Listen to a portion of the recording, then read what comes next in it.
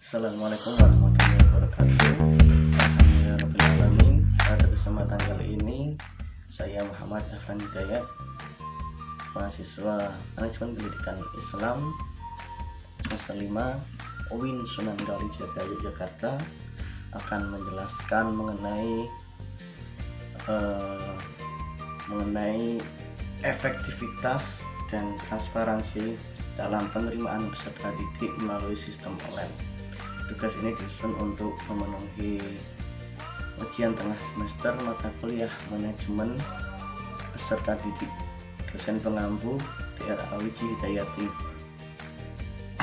Nah, penerimaan peserta didik baru merupakan kegiatan suatu instansi pendidikan, yaitu sekolah di mana melakukan penerimaan peserta didik baru guna menyaring calon peserta didik baru yang akan mendaftarkan ke sekolah yang dituju. Nah, peserta didik baru yang lolos harus memenuhi kriteria yang ditentukan oleh sekolah dengan melalui tahapan pendaftaran, tes seleksi, dan pengumuman penerimaan peserta didik baru. Penerimaan peserta didik baru awalnya masih dilakukan secara manual, yang menyebabkan adanya kesalahan dalam penyimpanan data yang akan diproses. Nah, sehingga memakan waktu yang cukup lama. Nah, oleh karena itu, dengan berkembangnya teknologi informasi yang semakin canggih ini, kemudian lambat laun dirubah menjadi sistem online. Nah, selanjutnya dalam rangka penguatan layanan kepada peserta didik, satuan pendidikan dan satuan kerja pendidikan. Nah, kemudian Pustekon Kemdikbud sejak tahun 2009 telah mengembangkan sistem penerimaan peserta didik baru secara online. Nah, itu pada tahun 2019 telah dicetuskan PPDB online. Nah, yang telah diterapkan di beberapa kabupaten atau kota. Kemudian PPDB online ini dikembangkan untuk mendukung transparansi, kecepatan, dan akuntabilitas dalam proses seleksi penerimaan peserta didik baru. Nah, keunggulannya apa dalam PPDB online ini? Yang pertama yaitu PPDB online dirancang agar penerimaan peserta didik baru di kota atau kabupaten menjadi lebih mudah, cepat, transparan, dan akuntabel. Kemudian yang kedua, sistem ini mengizinkan peserta didik mendaftar di mana saja.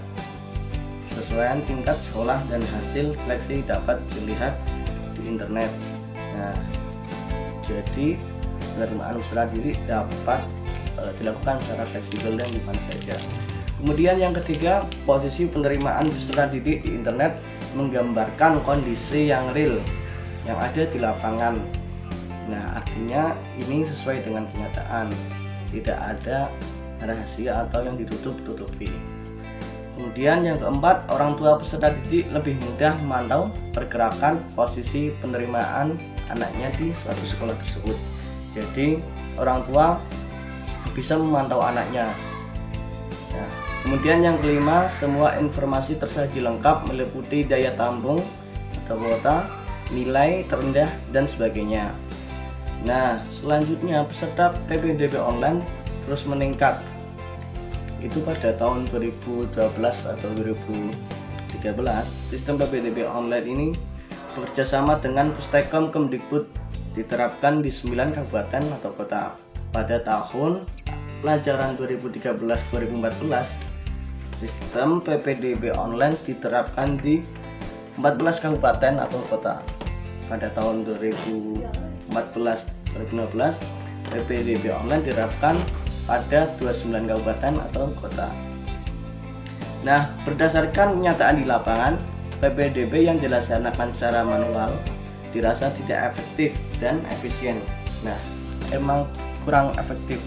Karena oleh sebab itu dikembangkanlah sistem PPDB secara online dengan tujuan agar terciptanya transparansi PPDB, dan kemudian dalam seleksi peserta didik baru sehingga dapat berjalan lebih tertib, terarah, dan berkualitas. Nah, PPDB online ini bertujuan agar terjadi transparansi antara orang tua, murid, dan guru yang bersangkutan. Nah, PPDB sistem online adalah kegiatan penerimaan calon peserta didik baru yang memenuhi syarat tertentu untuk memperoleh pendidikan pada jenjang satuan pendidikan yang lebih tinggi. Nah, dengan sistem online, dengan kata lain, PPDB online adalah sebuah sistem yang dirancang untuk melakukan otomasi seleksi penerimaan peserta didik baru. Nah, penerimaan peserta didik baru secara online itu telah dibuat sistem yang dirancang untuk melakukan otomasi seleksi penerimaan peserta didik baru, mulai dari proses pendaftaran, proses seleksi, hingga pengumuman hasil seleksi yang dilakukan online dan berbasis waktu nyata atau online real time. Dari saya cukup sekian. Wassalamualaikum warahmatullahi wabarakatuh.